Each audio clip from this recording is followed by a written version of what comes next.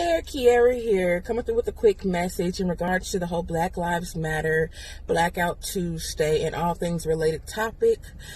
So although I'm not heavily involved into politics and I understand the movement, but there's a lot I don't understand. Like a lot of us are scared to speak up or say anything in fear of having a difference of opinion or not being able to word something properly and someone taking it the wrong way and starting a whole bunch of drama, unnecessary drama, when it's really us who lack education. So that's why we choose to stay quiet.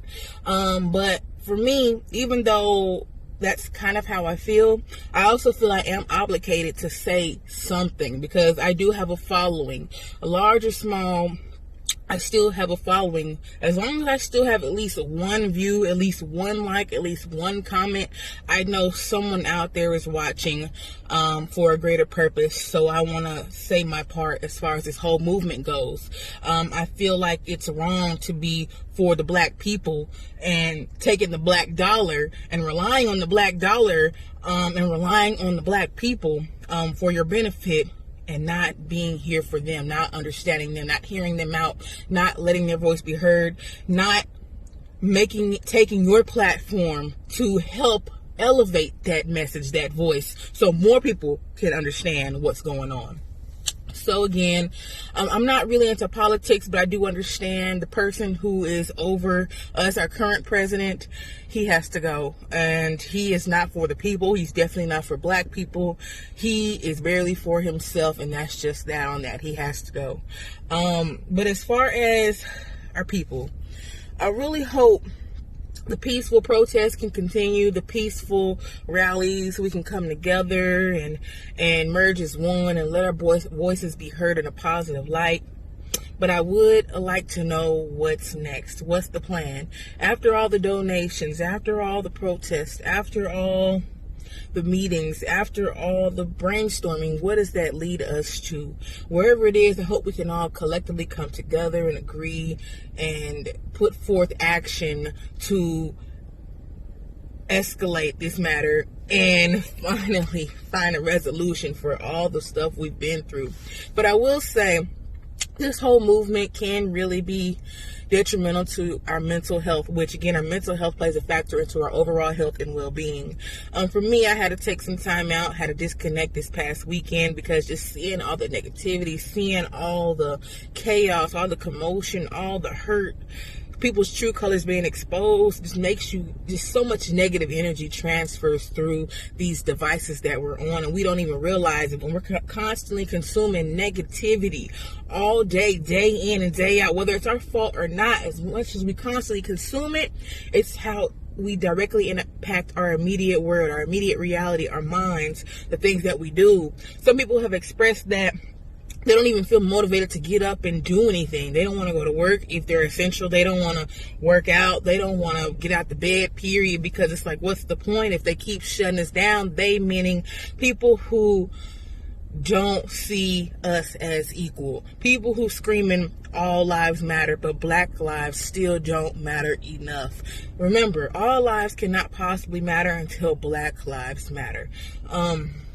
But it can be hard just seeing, we've witnessed a lot of killings. We've seen bodies, bloody bodies, shot to the ground or what have you. We have witnessed so many murders, or actually experienced so many murders. And it's just like, it's a lot. Someone like me does not handle death well, but wrongful death at that makes me uneasy, makes me on edge, makes me upset, angry, depressed, feeling like one voice. It doesn't matter what I feel because one voice is not enough to make a change, and that's how a lot of people feel. Whew, it's so stressful. Some of us are going to suffer with post-traumatic stress and just never be normal, never be whole again because of this. And I feel you. But sometimes we got to limit what we see. Just because you hear about someone, getting shot, getting murdered, and they got the pictures of the body. I know we are curious. We want to know. Maybe not in a way that we think, but we're still curious. We want to know. But remember, curiosity killed the cat. Just because we're outraged by the death, just because we empathize with the death, just because we want justice for the death, does not mean we have to consume images of that death. Like earlier today, I was on Facebook. And see, it's not just you, baby. I'm guilty too. Somebody posted, who I'm friends with, posted Kobe Bryant's autopsy report. And I clicked on it. The words, a lot of the first part of the report was like medical jargon I didn't understand. And then they had GGs I can kind of make out, but not really. But then they had a visual image representation, a drawing of what the body looked like. And he said his arm was amputated and it wasn't good. And it's like, that image is going to stick with me for the rest of my life. And that's a traumatic experience I instilled upon me, because guess what? Curiosity killed the cat. So it's not to say don't be informed. It's not to say don't get curious, because a lot of us, we don't know what we don't know. Sometimes we have to investigate to find out. But when you know certain things will possibly have a negative impact on you, especially your mental health, sometimes it's okay to avoid it or revisit it once you're ready. I mean, I don't think we'll ever truly be ready to witness a dead body or see a video of someone getting, kneeled upon until they suffocate. But it's going to be a part of our history forever and ever now. I'm just saying, make sure you're in a good mental space before you take on those battles. But if you choose not to, that's fine too, because that's a part of practicing self-care and putting yourself first and protecting your peace at all costs. And unfollowing at this point in time, because there's a lot of controversy, a lot of back and forth, a lot of true colors being exposed. People who just, when you scroll past it, it gives you negative vibes. Unfollow, unfriend, mute, whatever you got to do. It's nothing personal. You're just putting yourself first, protecting your peace at all costs during this trying time. A time when we all need to be coming together, unified and empowered and uplifting one another. And we can't do that if we're battling internally based on the stuff that's going on. If we're consuming so much negativity that we're allowing it to get to us. There's a way to be pro-black. There's a way to support the Black Lives Matter movement without consuming a bunch of negative stuff. The whole movement was based on empowerment, uplifting, not the negative. The negative stuff that's happened to Black people over the years and consistently happens to this day. It's inevitable. You can't avoid it, but you can limit how much of that you consume. Instead of focusing on the negative, the slavery, the beatings, the killings, the lynchings, and things like that, the wrongful murders and the no convictions, focus on us coming together.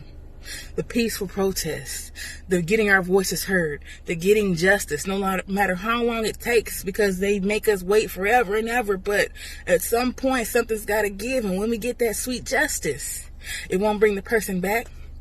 It won't take away all the hurt and pain. It won't erase the history. But it will be something positive that was done by us and for us. All right, y'all. I just wanted to add my 2 cents. I think, like I said, I don't know much about politics or everything that's going on. But I can empathize, and I just wanted my voice to be heard for those of y'all who follow me, who look up to me, who enjoy my content, who enjoy my point of view. I just wanted to let y'all know that I'm here for you. I'm feeling your pain. You're not alone. And if don't nobody stand for us, I will do my very, very best. All right, y'all. Have a good day.